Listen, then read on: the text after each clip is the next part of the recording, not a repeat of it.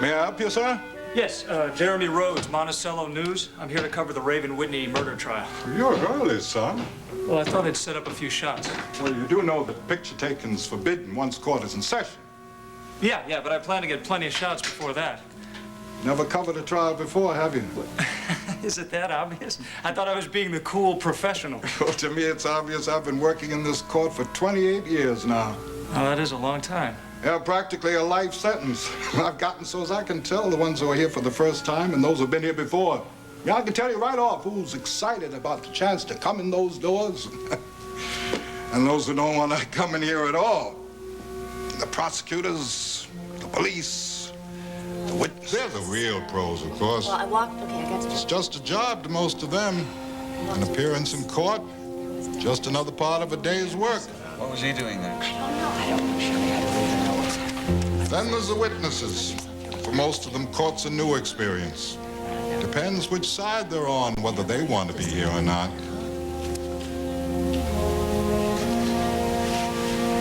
Or whether they got something to hide. I still don't understand why I was summoned. For some of them, telling the truth comes hard. Well, I was. Others might not even realize they know something. I don't know anything. Then there's the one on trial. Like that Mrs. Whitney. And her family, of course.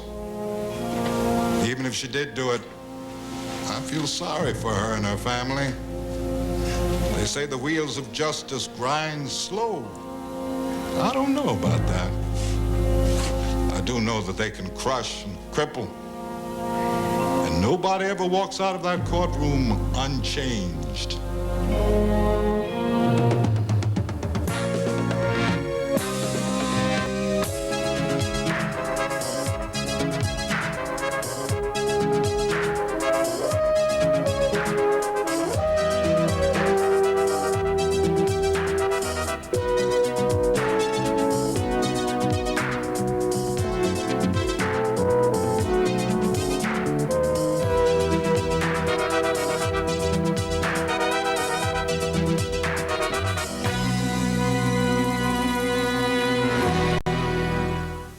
Gunther's gonna take care of you while we're at the trial. So you do everything he says, okay? But I thought Gunther and I got papers also. Well, yeah, we know. Don't we have to go? Not today, honey. I got it, Gunther. You do everything that Gunther says. You promise me? Good morning. Murdoch. It wasn't particularly smart what you did last night at the Monticello Club. Why don't you go off and get Gunther? Well, I don't agree. What did he do? He created a scene, first with my car and then by announcing your innocence to the club at large. Well, as far as I'm concerned, my car has been a little too rough on this family lately. Yeah, what's wrong with him announcing my innocence? I am innocent. Look, it's going to be better for both of you if you can avoid publicity and controversy wherever possible right now. Oh, great, in the middle of this ridiculous trial. Okay, we'll try. Gunther and I are gonna play baseball. Well, I'll tell you, this won't take too long today, so when we come back, maybe you and I can play a little baseball. I'll teach you how to throw a sky ball. How does that sound? Up there. Up there, right. You ready? Just get my purse. Look, Raven, we're not gonna let these people drag us down. You have my word on that, I promise. It's a promise I'm gonna hold you to. Let's go.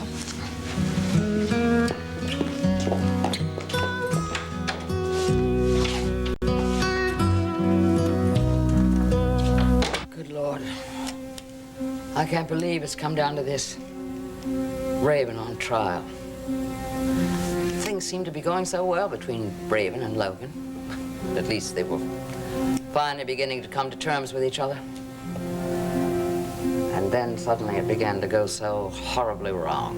Oh, Mrs. Saxon, I'm just sorry I have to be the one to testify about it. Shelley, the kiss you witnessed between Raven and Logan. A kiss can mean many different things, you know. Well, Mrs. Saxon, I have to testify what I saw, not what it meant. You certainly don't believe she's guilty. I I guess I just don't know her as well as you do. But I'm absolutely certain she is not. No. The real killer is someone else. Someone walking free and unsuspected.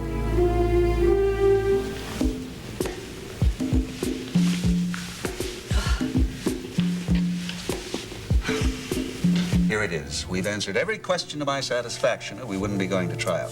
However, if something new comes up in testimony, I want it checked out and followed up. I want everyone on top of this case. Well, I've got Chris and Calvin on call in case we need any more investigating. Fine, but that doesn't mean we can neglect the department's other cases. No. Calvin is continuing his investigation into the theft of the plastics formula. Any progress? Well, Alicia still says Emerson did it. Emerson says she did it, and Whitney still swears that it was Crick. Yeah, but didn't Alicia support that theory in Mexico? Yeah, but I think she was just protecting herself. She knew what it would look like when we found out that Emerson was on her payroll. I have a feeling the defense is going to try and muddy the waters with that theft. I'm going to do everything I can to see that they don't. Oh, Mike, look. I think we should get going. Oh, just one more thing. All three of you will be called to testify, and I know you'll acquit yourselves well. But Richard Todhunter Blaine is no fool. He wouldn't have put Brian Murdoch in charge of the defense if he didn't have the fullest confidence in him. Now, he's brash and unpredictable. I've gone to the mat with him a couple of times during jury selection. It makes him dangerous. So I want us to be ready for anything, understood? Gotcha. Then I'd say the prosecution is ready. Let's go to trial. All right. Let's do it.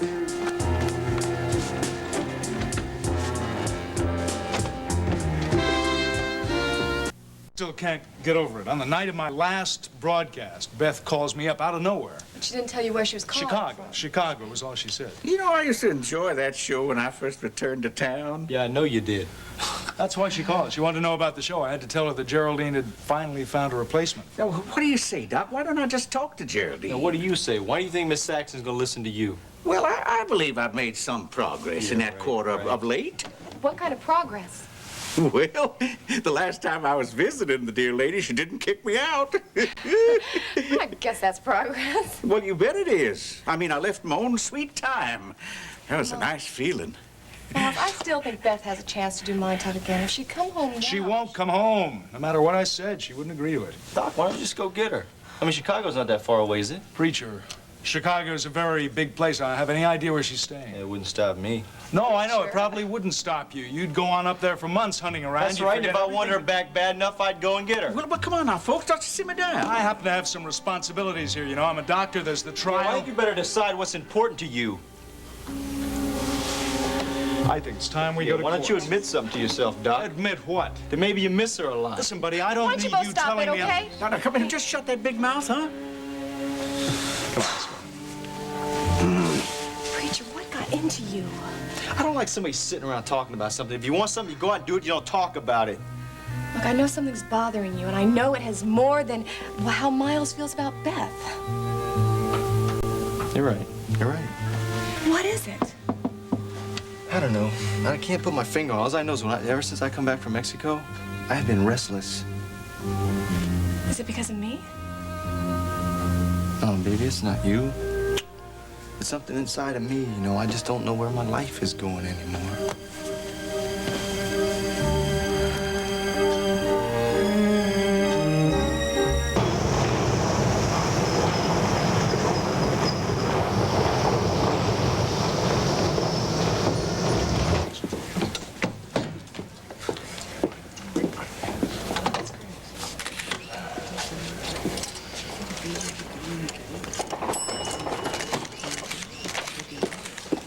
Jeremy, there you are. All set? Yeah, I'm all ready. Now, look, are you all right? Is it okay that I'm covering the trial? You know I was called as a witness. Oh, yes, I know. I cleared it with Mitch. Just don't take any pictures from the witness stand. I'll try to control myself. Okay. How you doing? Fine. Look, I know it must be hard. It was your investigation that turned up this busboy that saw Raven going back to the hotel. Jeremy, I had the best intentions. I only wanted to prove Sky innocent. I mean, who would have thought that my work would Just swing the case in Raven's direction. Oh, you really think she could have killed Logan Swift? I couldn't say. She did. Mr. Carr. Excuse me, sir, do you have time for a few... Just listen to my opening statement. I'll be joining you in a minute. Hi, darling. Now, are you going to try to stay calm? Nancy, there is no need to worry about me. You were restless last night. I heard you get up very late. Doggone it. With that new bed, I can't get away with anything, can I? Come on. Now, look. You were not feeling well, weren't you? Oh, no, I wasn't. But it was probably just indigestion. Oh, honey. Now, look. I'm checking into the hospital Friday evening. They'll run the tests, and I'll be out by Sunday.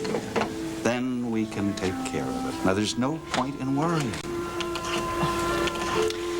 Well, would it be improper to kiss the district attorney for luck?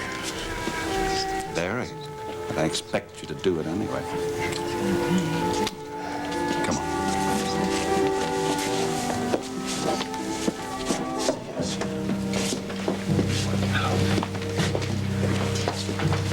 Oh, damn. What's the matter? I left my hairbrush at your apartment this morning. Well, big deal. You can pick it up tonight, okay? I don't want to hear any snappy remarks out of you. I wouldn't think of it. I just hope you two don't embarrass me by deciding to hold hands during the trial. Kelvin. Oh, did I say something wrong? Oh, you listen to him? I'd rather not. Come on, sit. Well, boy, can you feel the excitement in here? I mean, you've covered murder trials before. Yeah, many.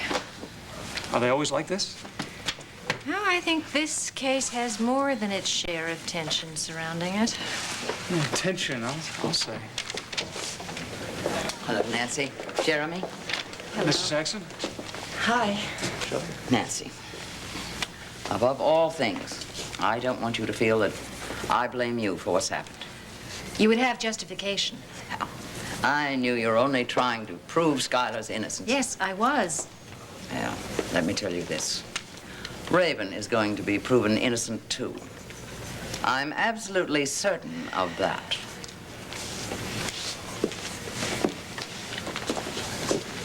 Strong lady, Mrs. Saxon. She needs to be.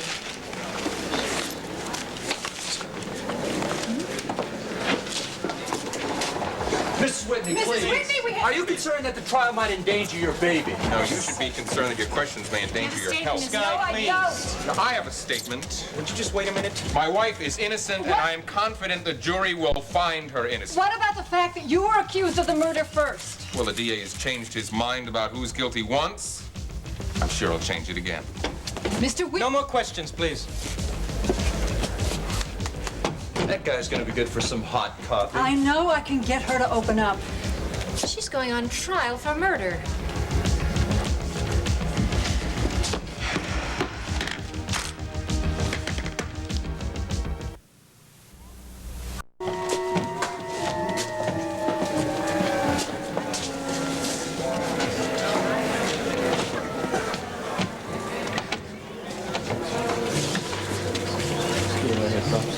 Here. Sit down. Well, look who's here. Hello, What's the matter with you, lady? Well, courtrooms aren't my favorite places. I know where you're coming from.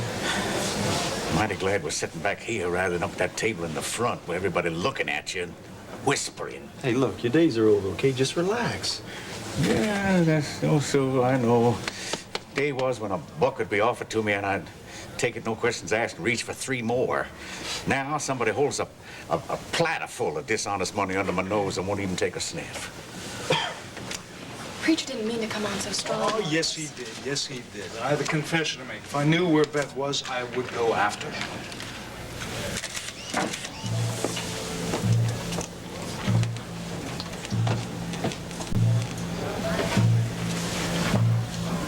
Excuse me.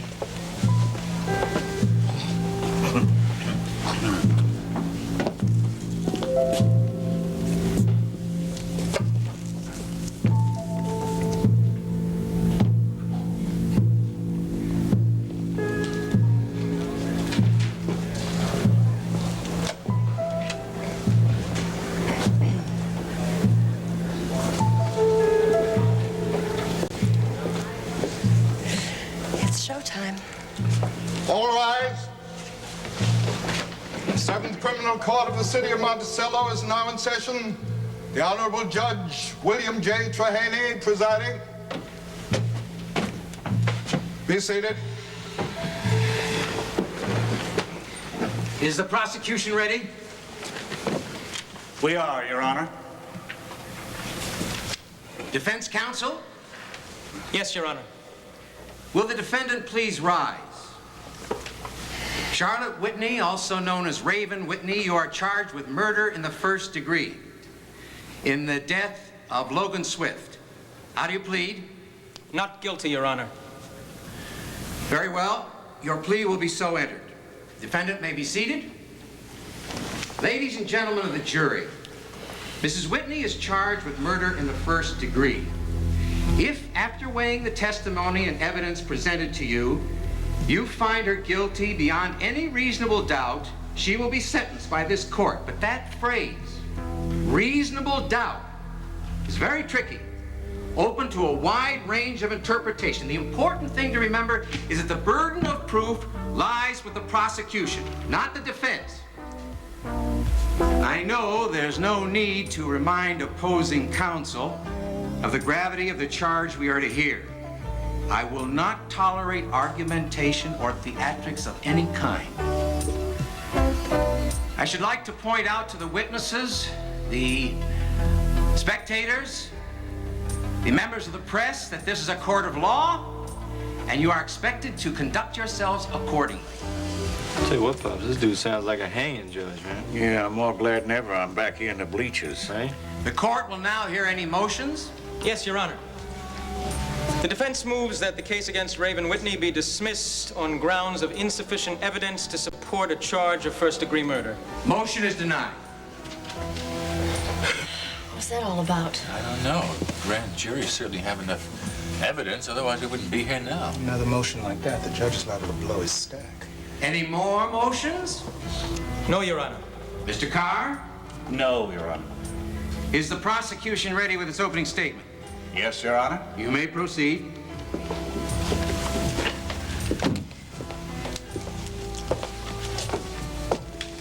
And so it begins again. Your Honor, members of the jury, the circumstances surrounding the murder of Logan Swift are varied and complex. Many persons were involved in the chain of events that led to his death on the night of July 16th. The prosecution will introduce you to all of them, explain their motives in being in the Monticello Arms Hotel on that date, and show you how the actions of each and every one played a role in the ultimate tragic outcome. But through all of this that follows, one fact will emerge, one clear, undeniable fact. Raven Whitney is guilty as charged.